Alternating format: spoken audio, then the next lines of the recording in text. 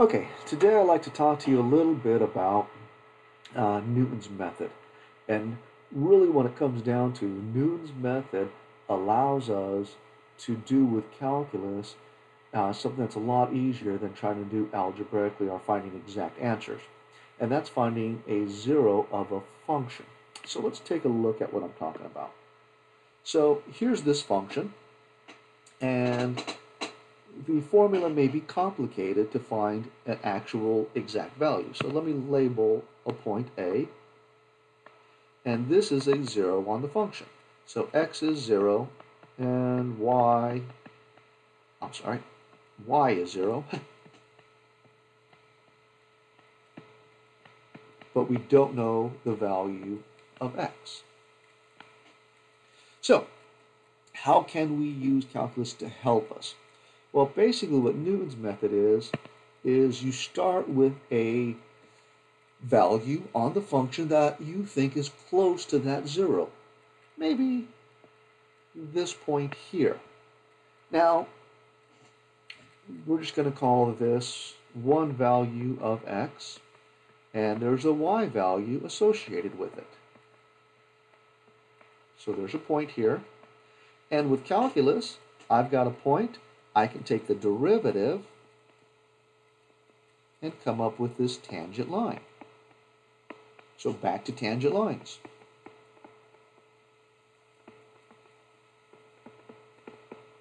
Now, once you have a tangent line, basically, important thing to remember, that's a simple equation. Y equals mx plus b if we put it in that form. But that's a very simple equation, and those are really easy to find the x-intercept. So, take a look at where it crosses. Now, it doesn't cross at exactly the same place that the function does, but it's close.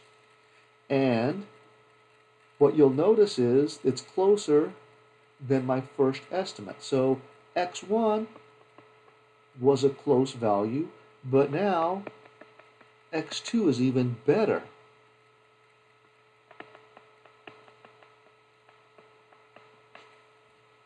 And if I have a better estimate, let me zoom in. It'll only let me zoom so much, but I don't want to get too ugly here. Let's go to a black line. I can plug that x value into the function, make a tangent line, and once I have my tangent line, I'll come up with another 0. That's even going to be closer. So what Newton's method is by making equations of lines, I can easily find the x-intercept of a line. Much easier than many formulas because they can get quite complex. So that's all you do. Newton's method. Now, there is a formula that puts all of this together. So let's take a look at that formula and see how we got it. So, Newton's method. Come up with an equation of a line, and that equation, the first equation, is going to look like this. Y equals f prime at that x value. The slope of the line is equal to the derivative of the function at that x value times x minus the x value, point slope form, plus the y value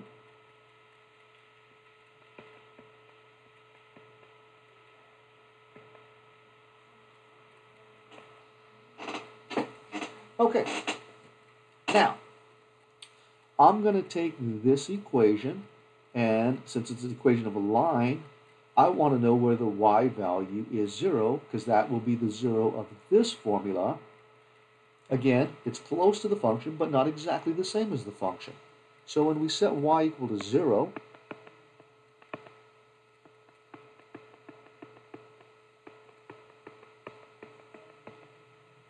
I'm now going to solve for my x value. Okay, so what I'm going to do is subtract the y value from both sides. Oops, sorry.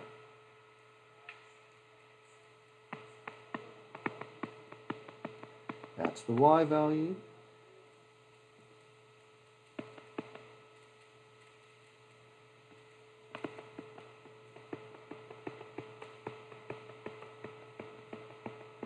Going to divide both sides by my derivative.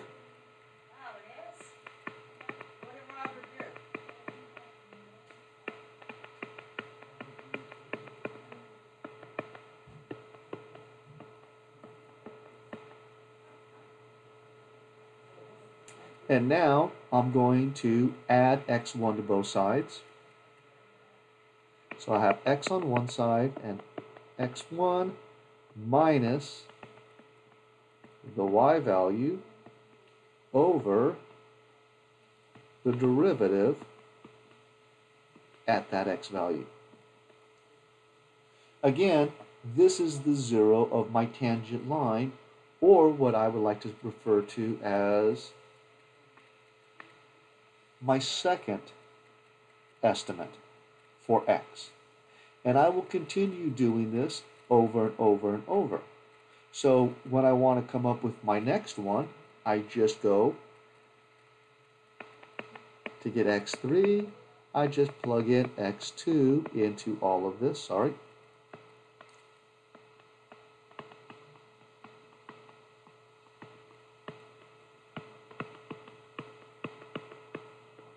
And that'll give me my second estimate of x. And again, each estimate we're hoping is going to produce a better estimate of the function's zero.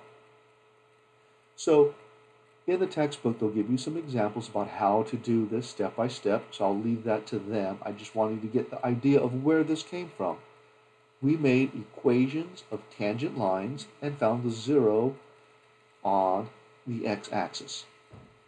Now, important thing to understand about this technique. It doesn't always work.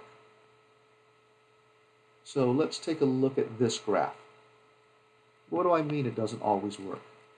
Let's say I'm trying to find this zero here. So there's a zero, and I choose a point, and I guesstimate that this seems fairly close. And I draw my tangent line. And that tangent line produces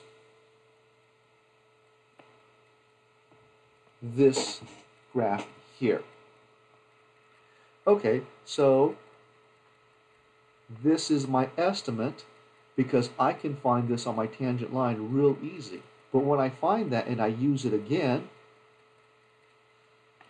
I end up here. And now, when I do my tangent line, it sends me maybe somewhere over here. And basically, I'm not getting closer and closer to my x value of the zero that I was looking for. I'm actually getting further and further away from it. So we have to be careful that sometimes Newton's method will work, sometimes it doesn't work. And again, it really depends on the type of function you're dealing with